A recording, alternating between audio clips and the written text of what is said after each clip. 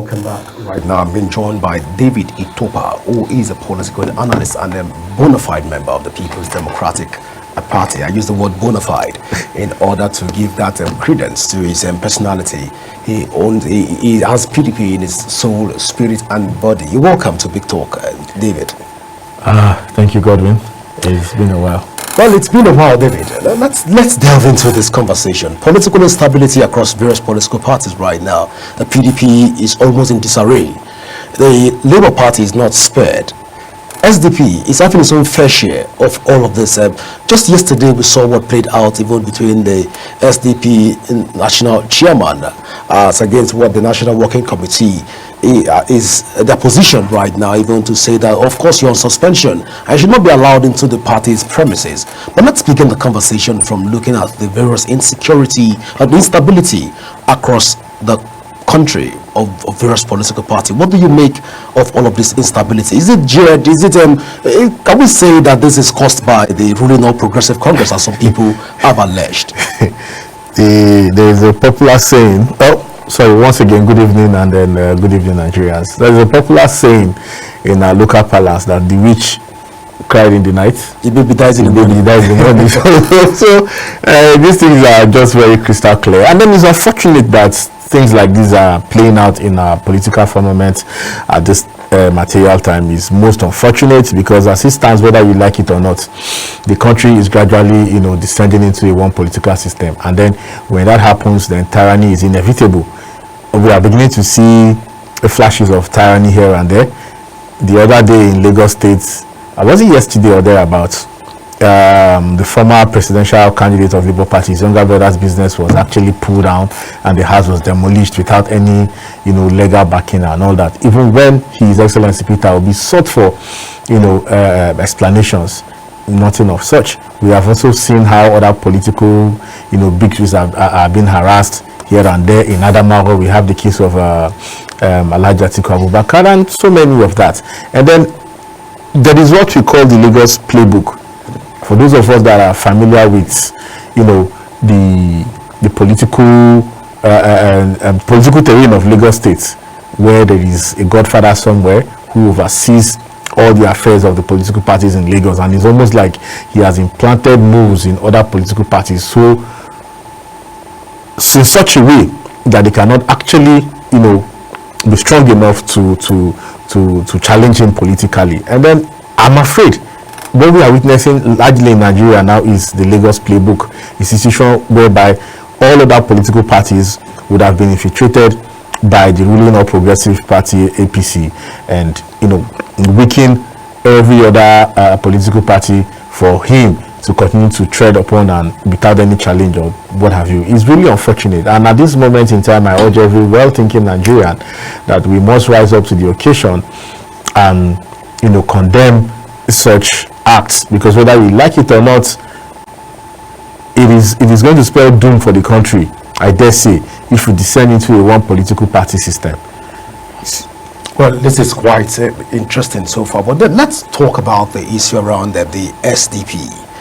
It has been one very formidable and strong political party, but all of a sudden we see what is playing out in the SDP. When you look at all of this, can we say that the Lagos playbook has already been concluded, even with the SDP right now, with the various political instability creating the party? Godwin, what you must understand is that the Lagos playbook is actually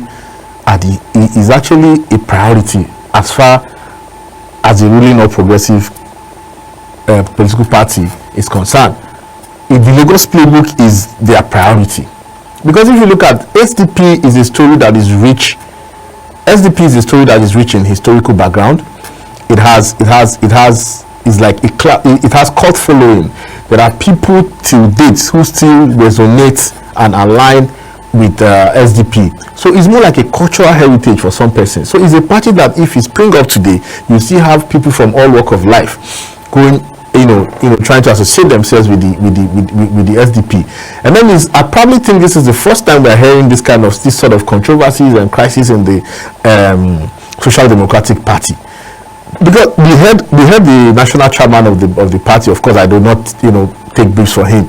I speak to the person of Alhaji Shehu Gabam, who said that look, all these crises are orchestrated by those people who have become jittery, thinking that the SDP is going to be used as vehicle to convey the coalition, and that is why they have planted crisis and orchestrated crisis in the party, and that accounts for what we are seeing today. And it's not just in the SDP, it is basically everywhere. Every political party that seems to be formidable, that can stand a chance to challenge the All Progressive APC as led by President Bola Ahmed Tinubu, look at this thing, look at the patterns of activities in those parties. It is always from one crisis to the other, and sometimes you begin to think, what is happening? This is the first time in the history of political parties since the turn of democracy in Nigeria. Wow, this is getting really interesting. But then let's even talk about this whole political instability from the angle of the minority political parties that have this. It's like a wave greeting all political parties. We've seen what has played out. The only party that is spared right now, that is almost spared, is the African Action Congress, that is spared right now. But we don't know how deepened that will be in the coming days. It's as if whenever there is going to be, the coalition trail is moving towards a direction, all of a sudden we hear that this political party is completely in disarray. ADC, the African Democratic Congress, was in peace and harmony until we heard that they were going to be the pilots that will champion the cause of the coalition so far. When we look at all of this playing out right now, is there a future for coalition? Oh, of course, of course. Without the instability that is greeting a lot of political parties. Let me tell you what is playing out. You see, just before the dawn is the darkest part of the night. Of course, we have seen that all these crises are going to play out. You see, when people come out to tell you that, he tamed the Atlantic Ocean, he built Lagos State, he's the master strategist. These are the only strategies. We have seen him for who he is. We have seen them for who they are. The only strategy there is just to cause chaos and crisis. Of course, you're talking about AC, the Action Congress, not having any rancor. It is because it has not been thrown out there. A decoy has not been thrown out there. The coalition has not tested waters. Innocent Abga is also feeling the heat. The reason Abga is facing the heat is because Abga is one formidable party that resonates deeply with the southeasterners of this country. That could also be a vehicle for the coalition. So the strategy, the so-called master strategist, the only strategy he has is not to come out fairly and test the elections. No, is to make sure he cause crisis, weaken the very foundations of every other political party that he perceived could be a vehicle to convey the coalition. And that is the only thing playing out. You can look at the PDP today that has been badly hit. I dare say the PDP is the one that is most hit by the crisis. It is nearly in comatose. I do not even see how that party, the PDP, is going to come out of it. Even though you're a party member. Even though I'm a party member. And then speaking about hope, of course there is hope. It is only somebody that is not alive that the day you give up hope, the day is the day you seem to exist. You cease to exist. So as far as we are concerned, there is hope, and I know somehow we are going to rescue Nigeria from the stranglehold of Bola Ahmed Tinubu. I promise you that. I promise Nigerians that. It is not. I know what I am saying. This Nigeria, with what is going on forget about the coalition. In 2027, I am telling you that it's going to be Nigerians, the masses, the downtrodden, the Nigerians that are hungry, that have no access to basic health care, that have no access to staple foods, the Nigerians that are not able to sleep with one eye closed. Is going to be those Nigerians, and they are in their vast majorities, in their millions. It's going to be those people against the political elites. It is not about political party. It is not about political party. But I am telling you that 2027 it is going to be Nigerians versus the All Progressive Congress, APC, and Tinubu. Well, when you speak of Nigerians, the last I checked, the number of voters on the voters registered by INEC tend to be largely dominated by the Nigerian youths. And right now, President Bola Tinubu is winning the hearts of Nigerian youth in a lot of instances where we have a lot of programs are lined up for Nigerian youth. Going by all of this narrative right now, we think the youth will want to also dance to the tune of coalition, knowing fully well that their hope so far has been renewed. How does this policy, so to say, or these programs that are lined up for the youth, how has it impacted in the lives of the average youth of Nigerians? These are the questions. You see, it is possible that there are policies aimed at the youth demography of Nigeria, but I tell you, having seen what is playing out on the streets of Nigeria, having had this privilege to see the way things are going, these policies end up in the hands of youths that are politically inclined, and they are just few in the numbers. Look at the youths in Zamfara, the youths of Adamawa, the ones in Borno, the ones in Kogi, the ones in Uyo, the ones in Rivers. How has these policies been able to change their lives? It is not about giving people rice. Oh yes, we want to eat rice. It's not about you should give me rice today. The rice is not an eternal rice that is not going to finish. It's going to finish tomorrow. And then I will go back to begging again. No. We are talking about policies that will change the life of the average Nigerian. We're talking about policies that is going to enhance human living. Policies that is going to build what do they call it? Capacity building for self-sustainability. It is not about gathering a few persons in their numbers, probably 200, 300 persons. You give them brown envelope, or you give them one bag of rice, and you think you've empowered them.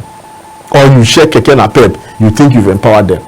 As far as I'm concerned, you are only trying to deepen the poverty crisis. And mind you, it is even only few youths that are politically inclined that have access to power. If there is a youth confab coming up now, I can tell you the number of people, and I can tell you the kind of people you see there. Every APC youth leader from across the country will be there. Their hope has been renewed. Well, you say so. So what about the ordinary youth on the streets? Who is going to renew their hope? Probably when the all progressive youth hopes have been renewed, they can in turn renew other youth hope. Even that renewal is not even enough to renew their hope. So how can they even renew other people's hopes? What are we talking about? It's getting interesting. So if I get you correctly, you were saying at this point in time that the youths that we have in the country will definitely not come out to support. No, I don't see how that is going to happen. I do not see how. And let me tell you, although this election, 2027 election, I promise Nigerians, it's going to be unlike anything we've ever seen in the history of this country. No politician, be it PDP, be it APC, be it whatever, any politician that has a bad record in office will dare not think about writing figures. Nigerians are going to resist in their numbers within the law. Nigerians will resist because we are tired. The renewed hope has turned to renewed hopelessness. Well, members of the renewed hope will disagree with you. Of course, they will say that David ITOPA is not in saying the right thing right now. But then, of course, you will sway to your opinion. But then let's talk in terms of this whole political instability in the country. We've seen Labour Party is divided into basically three factions right now. PDP is still in talks with INEC. Of course, Wike faction is still seeing Ayahu as the secretary of the party. We're still talking about the SDP and other political parties that are springing forth even across the minority lane. We've not seen big wings, big talks and big collaborations within this minority political party prior to this time. So I'm curious to ask, are minority political parties coming together to form a coalition in order to just capture the mandates from President Bola Tinubu without even coming out with a uniform ideology? We've not seen them talk about ideology in this regards. Let's take this bit by bit. You talked about the People's Democratic Party. You talked about People's Democratic Party being in talks with INEC. Yeah, the talk ended. And how did it end? INEC has told the People's Democratic Party that, look, you have sent in 3 names as national secretary. We do not know who is your national secretary. Go back in accordance to the judgment of the Supreme Court and do the right thing. What was the judgment of the Supreme Court? The Supreme Court simply, in layman's language, simply said, look, we do not have the powers to decide how you run your party. We do not have powers to tell you what to do in your party. It's strictly an internal party affair. Go back, conduct yourselves, and tell us who and produce who is the national secretary of your party. Which, for me, I think that would have been the best form of the best decision that Supreme Court would have taken, even though to an extent there is a lacuna and it has not totally solved the issue of the national secretary. But the fact that Supreme Court states that, look, you alone have the power and the authority to decide how you run your activities in the party is a win already for the party. It means there will be no further litigations in the nearest future as regards who is this person and who is not that person, who is occupying this office and who is not occupying that office. Now, having said that, the NWC sat and decided that, look, there is a petition from the Southeast Caucus to which Senator Samuel Anyanwu belongs. And then the report of that caucus, Southeast Caucus, said, look, since the day you went to contest for an election in Imo State, you cease to be the national secretary of the party. Because it's more like being a judge in your own case. And then they presented the former national youth leader, Right Honorable SK Ude Okoye, to act in full capacity as the substantive national secretary of the People's Democratic Party. And then this is where all this crisis ensued from. Now, the NWC agreed. They said the document is in public space, and we saw the number of people that signed that letter. So it's almost like Damagu, the acting national chairman, is acting, alone. So because the NWC, they have the simple majority and said, look, I cease to be our national secretary. But I was surprised after the meeting with INEC today. Leaders that we thought would have simply followed the letters of our constitution and announced the rightful occupant of that office, decided to play into the hands of people who feel they are bigger than the party. They own the party to announce Senator Anyanwu. We have missed it completely. Because as long as, in fact, if you look at the headlines of the various media outlets today, it was boldly written, Wike's ally is now the national secretary of the People's Democratic Party. And this is the same man who has made his intention known, who has told the whole world, you have told heaven and earth that, look, 2027, I am going to support Tinubu. There is nothing anybody can do about it. And he has no apologies. And then his ally is firmly in charge of PDP as the national secretary. Come on. Do we need a soothsayer to tell us that the PDP, as it is presently considered, has become an arm or a support group of Tinubu's 2027 re-election bid? You don't need to resurrect TB Joshua to come and tell you that. It is in plain sight. Well, since David ITOPA has become the TB Joshua that doesn't need to be resurrected, of course, it's giving us the political prophecy already as it stands right now. But then I've been saying that it's time for us to go. I wish we have time to talk more. I am always available. We'll definitely bring you back to talk more as the political prophet to resurrect the People's Democratic Party. But then remember, you can join the conversation on our various social media handle currently showing on your screen using at Global TV Engine. You can broadcast. My name is Godwin Sunday. Enjoy the rest of your evening.